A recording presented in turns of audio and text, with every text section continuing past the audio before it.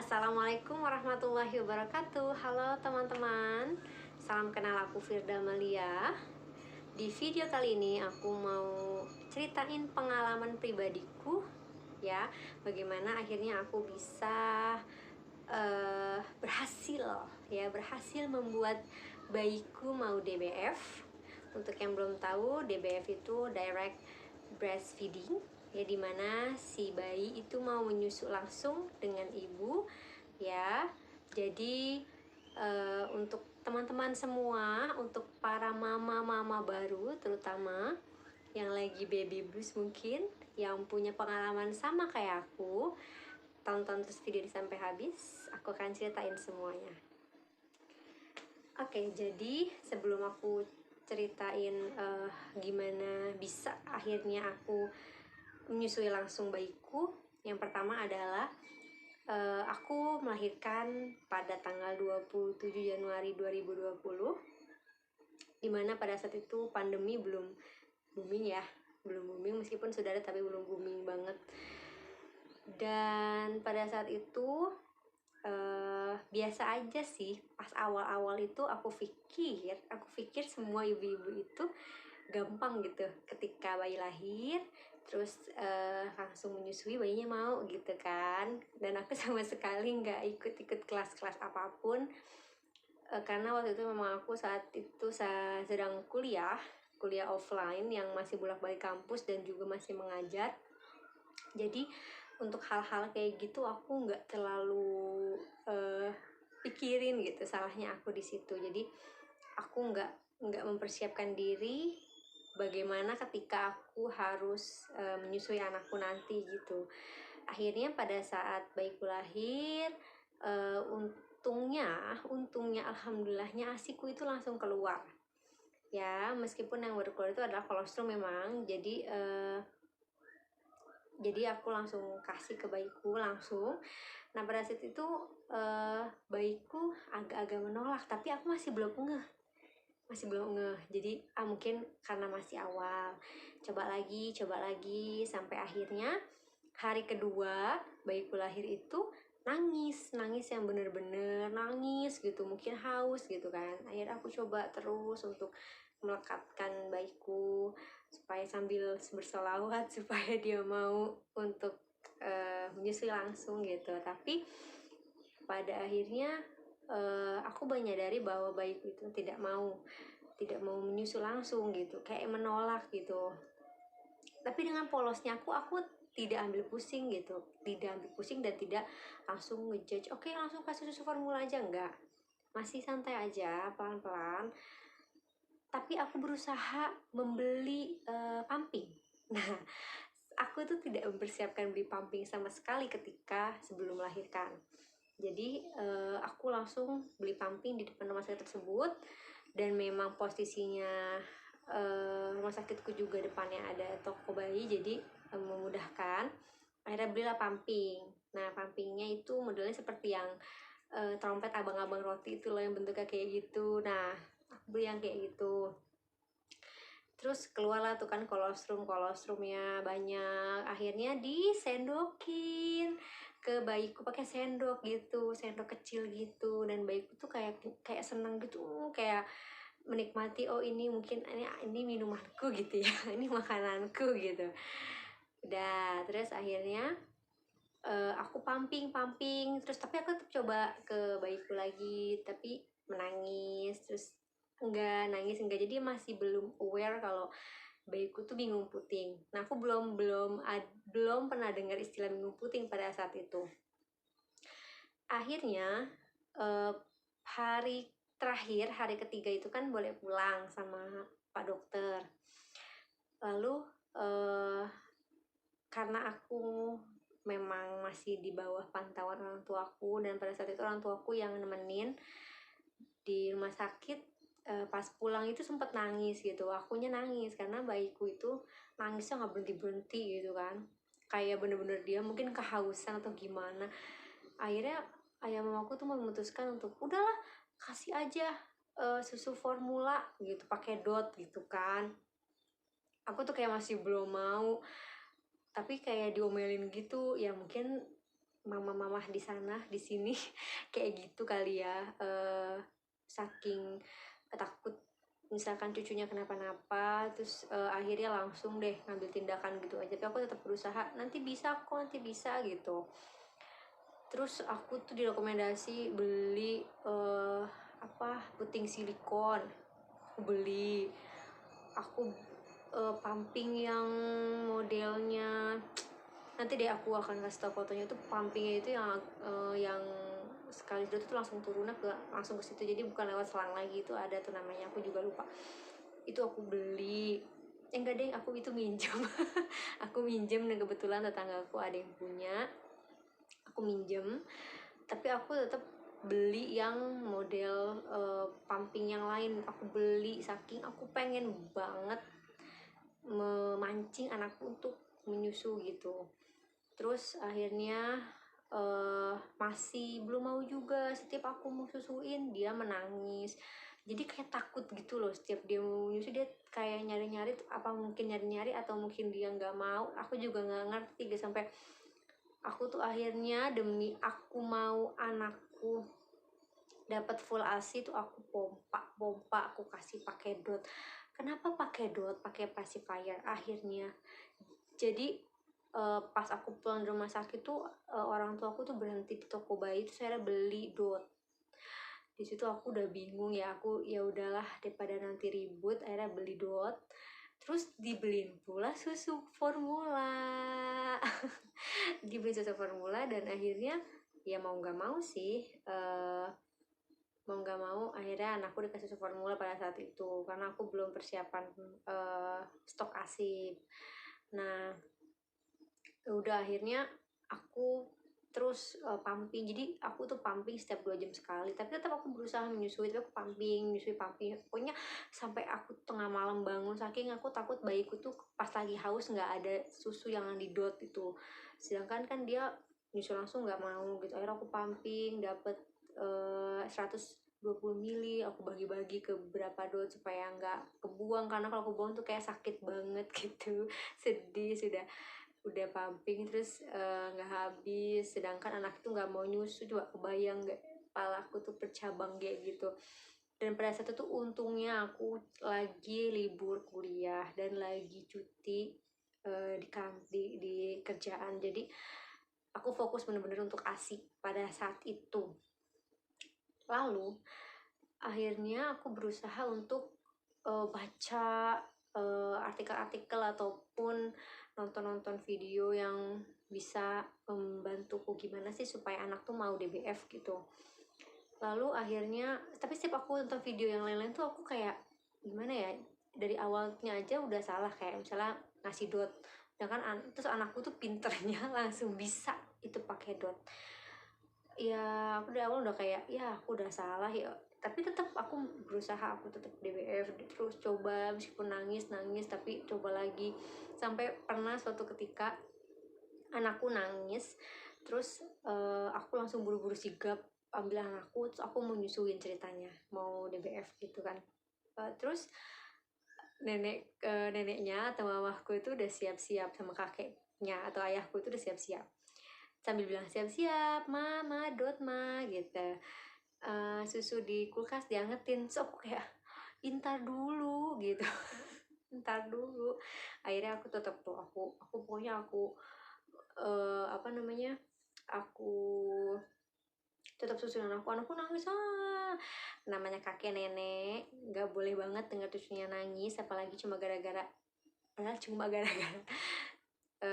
nyusu sama ibunya terus nangis. Akhirnya langsung deh, karena ya aku udah saking pusing kali ya, stres. Akhirnya pas dikasih susu ya anakku langsung dengan senangnya tuh dia minum, dikasih dot gitu. Aku kayak ya ampun, emang bener sih, kayak dot itu kayak selingkuhan banget gitu, padahal kamu punya yang lebih nyata ini di mama ibaratnya langsung, tapi kamu lebih suka di dot tuh kayak antara sedih gitu gimana ya. Sampai akhirnya 2 bulan pertama tuh aku berusaha untuk menenangkan mentalku dulu, karena mentalku tuh bener-bener kayak orang gila pada saat itu. Pengen anak dapet ASI langsung dari aku, pengen anak tuh menyusu langsung dari aku, ditambah pasca melahirkan tuh nggak tahu kenapa kepala aku tuh kayak mau pecah gitu, mungkin entah efek obat atau apa. Itu aku udah pusing banget, tapi aku berusaha untuk tenang, semua akan ada waktunya. Sampai aku inget banget ada orang yang ngasih cara-cara kuno yang aku pikir gak logis banget gitu. Sampai akhirnya aku nggak mau gitu. Akhirnya ya udah tuh, aku berusaha untuk tenang. Aku minum minuman yang bikin asiku bertambah ya, banyak banget ya, minuman atau bisa susu atau teh atau apapun yang kiranya bikin asimu lancar gitu. Terus juga makan sayur aku bener-bener udah kayak pantau deh. Jadi nasi tuh, sayur tuh udah kayak mau tumpah, tapi aku habis saking aku tuh pengen asiku tuh banyak, jangan sampai anakku tuh kurang asi. Dan memang alhamdulillahnya waktu itu anakku sehat dan bener-bener emang gak kekurangan gitu. Meskipun akunya stres banget pengen nyusuin langsung, sampai akhirnya buyutnya si anakku ini atau nenekku bilang ya udahlah, ikhlasin aja, memang udah jalannya toh. Si A si B tuh buktinya anaknya nggak nyusul langsung tapi sehat, buktinya anaknya minum formula tapi sehat. Udah nggak bisa, aku nggak mau. Prinsipku tuh sesibuk-sibuknya aku tetap mau ngasih asi buat anakku. Neneknya naik. Terus akhirnya aku entah ya, abis itu aku langsung berusaha untuk ikhlas. Tapi ikhlasnya aku tetap berusaha, ikhlas tapi tetap berusaha. Akhirnya waktu itu anakku di AKK. Nah, sambil AKK tuh aku kan didoain gitu lah ya. Aku juga sambil berdoa supaya anakku tuh mau nyusu langsung sama aku. Nih anakku nih sekarang udah hampir 1 tahun lebih. Ya. Tadi sempat kepotong videonya. Jadi ini anakku ya. Tuh, ya ampun gerah banget habis main. Nah, kita lanjutkan lagi ceritanya. Jadi pada saat itu neneknya lagi pergi ya, neneknya lagi pergi. Terus aku cuma ditinggalin berdua sama tetanggaku, bertiga karena aku waktu itu nggak berani sendiri, jadi aku ditemenin sama tetanggaku. Terus tetanggaku itu nggak ngerti cara ngangetin asip pada saat itu. Jadi dia bingung, disangkanya tuh asip yang ada di freezer itu dimasukin di air, di air mendidih terus dimasak gitu disangkanya. Jadi dia nggak paham.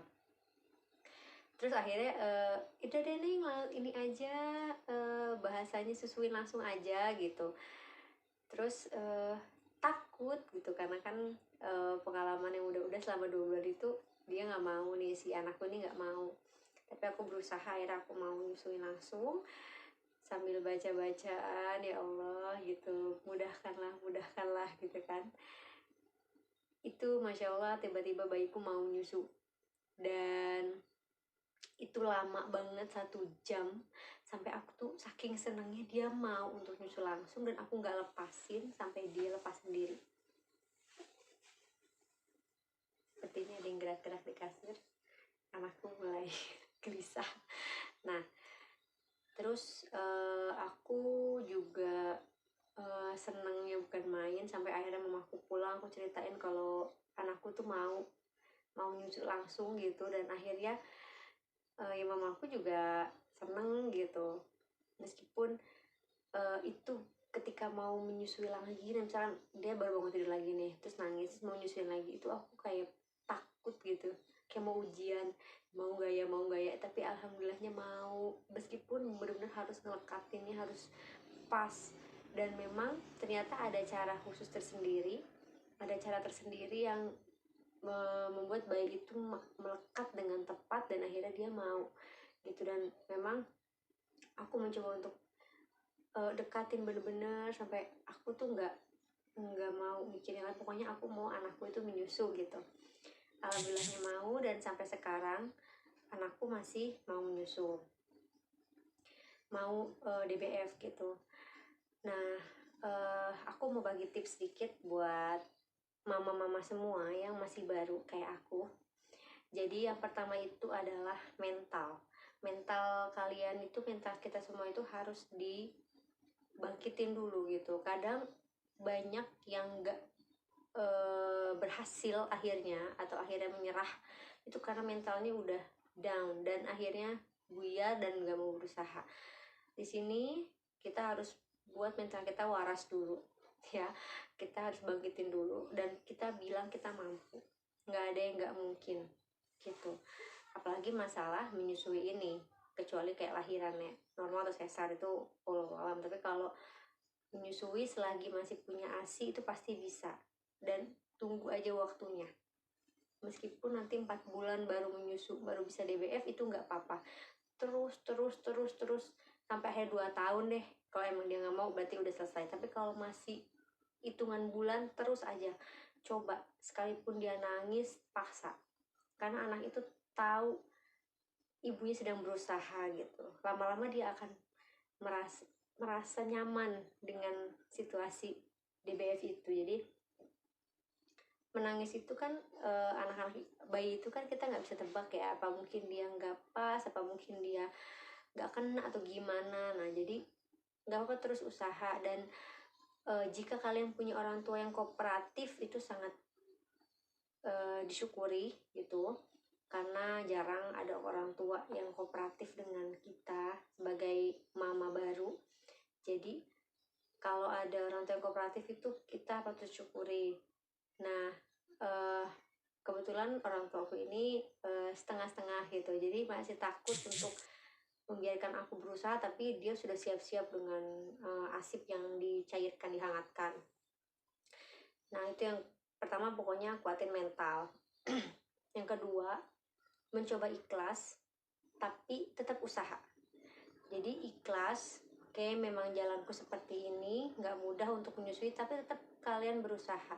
Kalau perlu pumping untuk menstimulus puting kalian supaya mau keluar dan akhirnya si anak ini mau. Terus yang ketiga, sering-sering bersihin area payudara kalian supaya bersih dan anak itu nyaman gitu. Mungkin siapa tahu anak itu nggak mau nyusu, mungkin payudara kita dirasa kurang enak gitu, jadi sering-sering dibersihin tuh. Terus yang terakhir adalah kalian berdoa sama Allah, minta sama Allah supaya anak kalian tuh mau menyusu, mau DBF, karena nggak mudah gitu. Banyak orang yang bisa DBF langsung, tapi ketika nanti anak itu diperkenalkan dot, dia nggak bisa. Ada yang kayak gitu, tapi anakku ini alhamdulillah mau dua-duanya. Meskipun katanya pakai dot itu tidak disarankan, tapi karena waktu itu aku bekerja dan orang tua aku itu udahlah ya gampang aja gitu, ya udah akhirnya pakai dot. Jadi anakku mau DBF mau dot gitu. Sampai pernah dia minta nunun tuh bahasanya mau nyusu gitu, nunun sama aku, tapi dia juga minta susu. Akhirnya susunya sedikit, nununnya lebih banyak. Ya itu balik lagi, kembali ke kita sebagai orang tua, itu pilihan.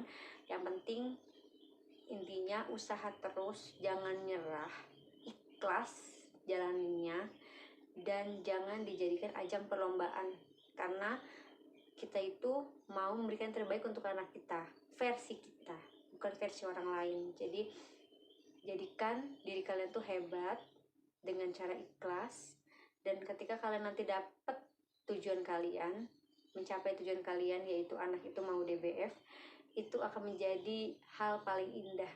Meskipun bagi mama-mama lain yang kiranya aku baru ngelahirin langsung bisa, tapi untuk kita yang DBF-nya susah, maksudnya anak kita yang DBF-nya susah dari awal, itu merupakan suatu pencapaian yang gak ada harganya. Gak ada harga yang bisa melebihi perjuangan ibu berusaha untuk memberikan ASI yang terbaik. Mungkin itu aja video dari aku. Kalau ada yang mau sharing cerita boleh, silakan tulis di kolom komentar, nanti kita akan sharing bareng. Oke, sampai jumpa di video berikutnya. Bye.